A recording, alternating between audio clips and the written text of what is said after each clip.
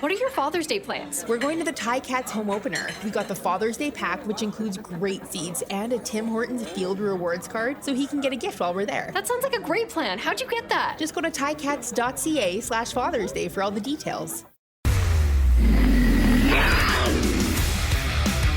From the Ticats Audio Network, this is Ticats Today with Steve Milton. It's Thursday, June 6th. This is Ticats Today, and I'm Steve Milton.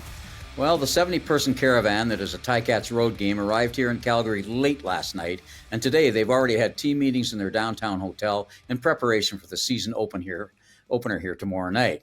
Lots of storylines to this one, and we're going to touch on a few of them here, including Bo Levi Mitchell's return to the city where he's an idol. Scott Milanovich's first regular season game as Hamilton's head coach, the depth chart for tomorrow, which has some interesting twists, and a Hamilton native who will play a significant role in trying to stifle Milanovich's and Mitchell's offense.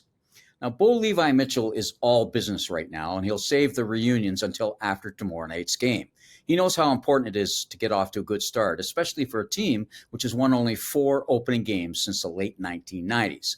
But at McMahon Stadium today, he was hugging and saying hello to everyone, of course. And while the current Stamps had already left the building after their walkthrough, former Stamp great Stu Laird, the one-time CFLPA president, dropped around to say hi. Laird told us that the fans will welcome Mitchell warmly, but then will settle into where their hearts really are with the team in red and white. During today's media interviews, everyone from Calgary asked Mitchell, of course, how he felt about his return. You know, I'd be lying if I didn't say there was a little bit extra motivation. But, I think what I've said is basically like if this was like the 4th, 5th game, I think I would think about that kind of aspect of it a little bit more. Whereas, right now it's just trying to get us off to a hot start, get off to 1-0, and again, just run this offense and be healthy and everything that I didn't have last year, and just kind of making sure we get off to a great start. Mitchell is returning to a place where he owned the hearts of the populace, right from his record-breaking first year as a full-time starter in 2014. He is familiar with many of the people he's playing against on Friday, so it's only natural to wonder if there's any advantage in that for him or for the Stamps. It's chess. I know, damn near every one of their coverages and, every one of their defensive calls and, half their signals probably, but I'm sure they changed some of those. And, the thing is, really, it's just, they know what I'm good at. They know what I like to throw. They know where I like to put the ball. They know my weaknesses, right? But I also know what Dave thinks are my weaknesses, right? So, we've worked on those things. And, it'll be a fun chess match, but it's not Calgary versus Bo. We got an entire offense, and we've got a lot of great players, and we have to stop a lot of great guys. Because Milanovich was announced as coach back in December, it's easy to overlook that this is his first regular season game, his first real game, as the 27th Ticats head coach. Actually, he implies he's overlooked that himself.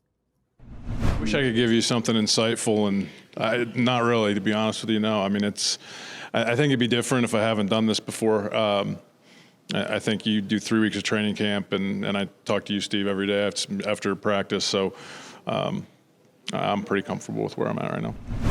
Speaking of new, which I'll continue to do right now, while Hamilton has a relatively CFL experienced team, there will still be at least 7 starters who will be playing their first CFL game. And new CFLers aren't the only changes in play here.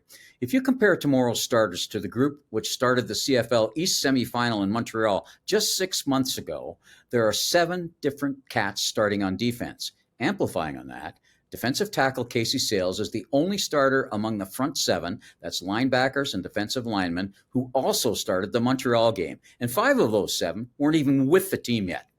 On offense, those who weren't starters in the last game of last season but are starters in the first game of this one include 3 receivers, the quarterback. Remember, Matt Schultz went most of the way in the playoff, tight end fullback James Tuck, and the 2 tackles Quentin Barrow and Brendan Bordner.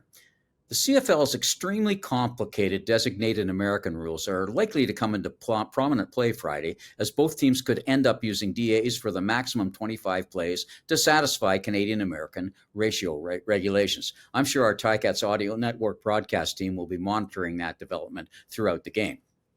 Now, while the Ticats have rebooted, Calgary has also made some changes as they try to rebound from their first losing season since 2007. They've stressed the back end of their defense in their alterations, with the biggest turnover coming in the secondary. Their defensive backfield had only 9 interceptions total among them last year. 2 of their linebackers alone combined for 8 more. So 3 of the 5 secondary are now new, and a 4th is playing a different position than he had been. That Calgary defense is helmed by Brent Monson, who is in his 6th year as defensive coordinator. Monson is a Hamilton native who played linebacker at St. Thomas More and went to Mac, but they were a deep squad, so he played instead for the now dearly departed Burlington Braves, that iconic junior team.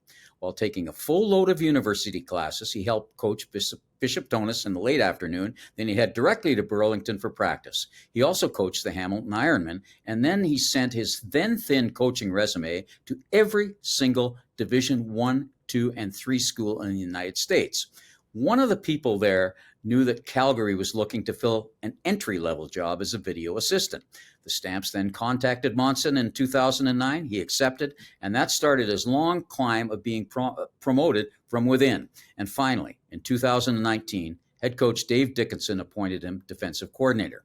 Mitchell, of course, went against Monson in his defense every day in practice for years and years.